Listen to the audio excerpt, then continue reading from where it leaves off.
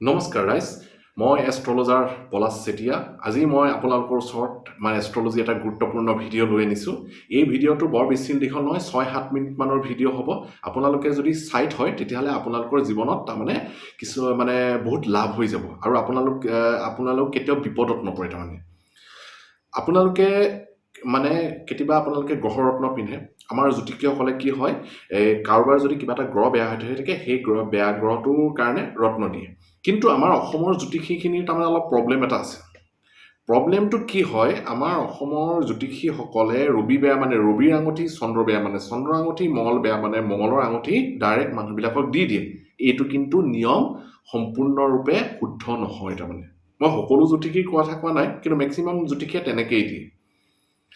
জ্যোতিষ শাস্ত্ৰৰ মতে এজন মানুহে গ্ৰহৰ ৰত্ন কেতিয়া ধাৰণ কৰিব লাগে কোনটো গ্ৰহৰ ৰত্ন ধাৰণ কৰিব লাগে এই কথাটো ইমান সহজ নহয় তাৰ কাৰণে এটা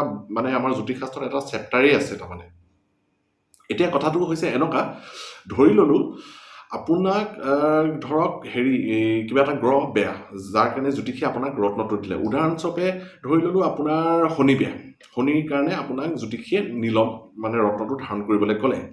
আৰু সেইটো কাৰণে আপুনি নীলম ৰত্নটো ধাৰণ কৰিলে কিন্তু এই ক্ষেত্ৰত আপোনাৰ কোনটো চাব লাগিব কোনটো পইণ্ট চাব লাগিব মই সেইটো কৈছোঁ আমাৰ জন্ম পত্ৰিকাখনত 12টা ঘৰ থাকে আপোনালোকে জানে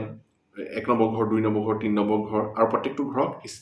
ঘৰক স্থান বুলি কয় যেনে প্ৰথম স্থান দ্বিতীয় স্থান তৃতীয় স্থান চতুৰ্থ স্থান এই যে স্থানবিলাক দেখিছে এই স্থানবিলাকৰ প্ৰত্যেকটো স্থানে একোটা গ্ৰহক বুজায় আৰু সেইটো প্ৰত্যেক মানুহৰ জন্ম পত্ৰিকাত বেলেগ বেলেগ গ্ৰহ হয় আপোনালোকে জীৱনত এটা কথা ডায়েৰীত লিখি থব যে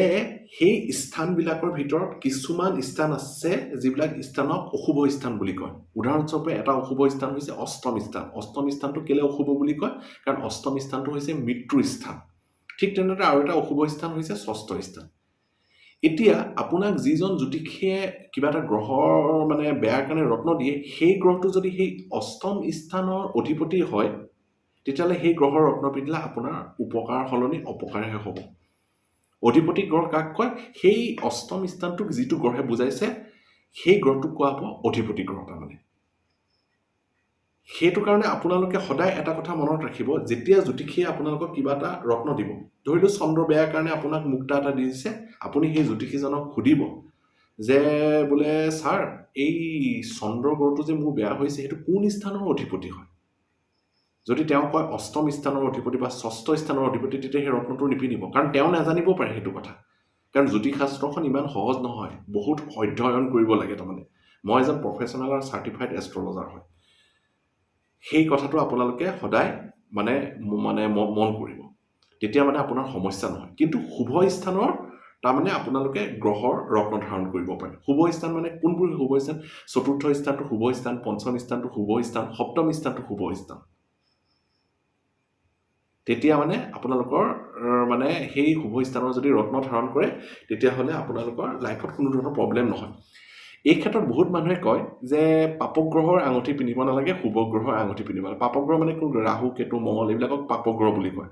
এইটো সম্পূৰ্ণৰূপে এটা মিসকনচেপশ্যন শুভ গ্ৰহ পাপগ্ৰহ বুলি কোনো কথা নাই আপুনি গ্ৰহ বেয়া হ'লে আঙুঠি ধাৰণ কৰিব পাৰে খালি জানিব লাগিব যে সেই গ্ৰহটোৱে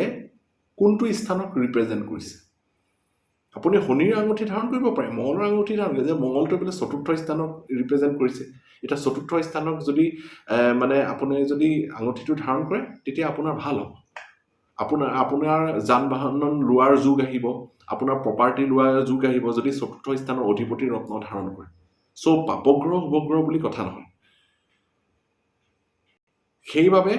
ৰত্ন ধাৰণ কৰাৰ ক্ষেত্ৰত আমি সাৱধান হ'ব লাগিব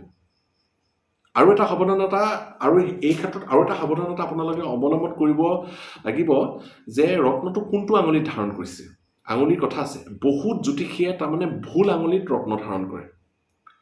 উদাহৰণস্বৰূপে আপুনি ধৰক ৰবি গ্ৰহৰ আঙুঠি এটা ধাৰণ কৰিছে আমাৰ হাতত ৰবি গ্ৰহ কোনটো আঙুলি বোলায় এই অনামিকা আঙুলিটোৱে ৰবি গ্ৰহক বুজায় এই আঙুলিটোতহে ৰবিৰ আঙুঠি ধাৰণ কৰিব লাগিব সেই ৰবি আঙুঠি যদি আপুনি এই মধ্যমা আঙুলি ধাৰণ কৰে তেতিয়াহ'লে সেইটো বস্তুটো নেগেটিভ ইনফ্লুৱেঞ্চ আহিব মধ্যমাটো হৈছে শনিৰ আঙুলিত আৰু শনিৰ আঙুলিত ৰবি পাথৰ ধাৰণ কৰিব নালাগে তেনেকুৱা কিছুমান ধৰক কথা আছে সেই কথাবিলাক আপোনালোকে ফ'ল' আপ কৰিব লাগিব সেইবাবে সদায় এটা কথাই মনত ৰাখিব যেতিয়া আপোনালোকে জন্ম পত্ৰিকা দেখুৱাই ৰত্ন আদি ধাৰণ কৰে কেতিয়াও তাৰমানে আনপ্ৰফেশ্যনেল মানুহৰ ওচৰলৈ নাযাব এই কিছুমান এই গাঁৱৰ পণ্ডিত বা পূজাৰী থাকে নহয় সাধাৰণ জন্ম পত্ৰিকা এখন চাই পেলাই ৰত্ন মানে দি দিয়ে তেনেকুৱা মানুহবিলাকৰ ওচৰলৈ নাযাব তেওঁলোকে নজনা নহয় দুই এটা কথা জানে কিন্তু এজন প্ৰফেশ্যনেল এষ্ট্ৰলজাৰে মানে জ্যোতিষশাস্ত্ৰৰ থিয়ৰিকেলি যিখিনি কথা জানে তেওঁলোকে নাজানে তাৰমানে সেইবাবে সদায় এটা কথাই আপোনালোকে মনত ৰাখিব দুপইচা আপোনাৰ খৰচ হ'ব পাৰে সদায় প্ৰফেশ্যনেল মানুহৰ ওচৰলৈ যাব সো আজি ভিডিঅ'টোৰ পৰা আপোনালোকে এটা গুৰুত্বপূৰ্ণ কথা শিকিলে গুৰুত্বপূৰ্ণ কথাটো এইটোৱেই যে অশুভ স্থানৰ ৰত্ন ধাৰণ কৰিব নালাগে এক নম্বৰ কথা আৰু ৰত্ন ধাৰণ কৰাৰ ক্ষেত্ৰত কোনটো ৰত্ন কোনটো আঙুলিত পিন্ধিব লাগে সেই কথাবিলাক আপুনি জানিব লাগিব কোনটো ৰত্ন কোনটো আঙুলিত পিন্ধিব লাগে তাৰ ওপৰত ডিটেইল ভিডিঅ' মই পিছত বনাম আৰু যদি ভিডিঅ'টো চাই ভাল পাইছে তেতিয়া লাইক কমেণ্ট শ্বেয়াৰ কৰিব আৰু আপোনালোকে যদি